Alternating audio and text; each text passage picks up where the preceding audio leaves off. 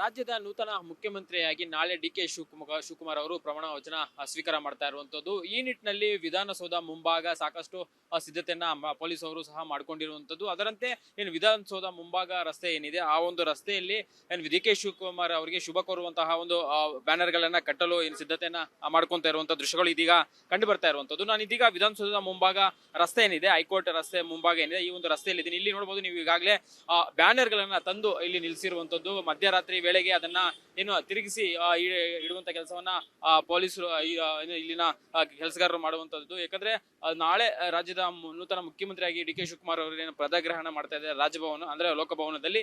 So ಆ ಹಿನ್ನೆಲೆಯಲ್ಲಿ ಅವರಿಗೆ ಶುಭ ಕೋರುವಂತಹ ಕೆಲವೊಂದಷ್ಟು ಬ್ಯಾನರ್ ಗಳನ್ನ ಇಲ್ಲಿ ಆಗ್ತಾ ಇರುವಂತದ್ದು ದೃಶ್ಯಗಳು ನಿಮ್ಗೆ ಕಂಡು ಬರ್ತಾ ಇರುತ್ತೆ. ಯಾಕಂದ್ರೆ ಕಳೆದ 4-5 ದಿನಗಳಿಂದನೇ ಈ ರೀತಿಯ ಸಿದ್ಧತೆಗಳನ್ನ ಈ ಒಂದು ವಿಧಾನಸೌಧ ಮುಂಭಾಗ ಮಾಡ್ತಾ ಇರುವಂತದ್ದು ಕಂಡು ಬರ್ತಾ ಇದೆ. ಅವರ ಅಭಿಮಾನಿಗಳಿಂದ ಹಿಡಿದು ಎಲ್ಲಾ ರಾಜಕೀಯ ನಾಯಕರಿಂದ ಅವರಿಗೆ ಏನೋ ಒಂದು ವಿಶ್ ಅನ್ನ ಮಾಡ್ತಾ ಇರುವಂತಹ ಬ್ಯಾನರ್ಗಳು ಇಲ್ಲಿ ನೋಡ್ತಾ ಇರಬಹುದು. ಅದ್ರ ಜೊತೆಗೆ ಕಾಂಗ್ರೆಸ್ ಪಕ್ಷದ ಏನು ಫ್ಲಾಗ್ಸ್ ಏನಿದೆ ಮತ್ತೆ ಧ್ವಜ ಏನಿದೆ ಅದನ್ನು ಸಹ ಈ ಒಂದು ರಸ್ತೆ ಮಧ್ಯದಲ್ಲಿ ಕಟ್ಟಿರುವಂತಹ ದೃಶ್ಯಗಳು ನಿಮ್ಗೆ ಕಂಡು ಬರ್ತಾ ಇರುವಂತದ್ದು. ಯಾಕಂದ್ರೆ ಯೂಶಲಿ ಏನು ಅಂದ್ರೆ ಡಿ.ಕೆ. ಶಿವಕುಮಾರ್ ಅವರು ವಿಧಾನಸೌಧದ ಗ್ರ್ಯಾಂಡ್ ಸ್ಟೆಪ್ಸ್ ಏನಿದೆ ಸೊ ಅಲ್ಲಿ ಒಂದು ಪ್ರಮಾಣ ವಚನ ಸ್ವೀಕಾರ ಮಾಡ್ತಾರೆ ಅಂತ ಒಂದು ಮಾಹಿತಿ ಇತ್ತು. ಆದ್ರೆ ಒಂದು ಭದ್ರತಾ ದೃಷ್ಟಿಯಿಂದ ಹಾಗೂ ಕಳೆದ ಬಾರಿ ಏನು RCB ದುರಂತದಿಂದ ಏನು ಒಂದು ಕಾಲು ತುಳಿತಾಗಿ 11 ಜನ ಏನು ಅಭಿಮಾನಿಗಳು ಮೃತಪಟ್ಟಿದ್ರು.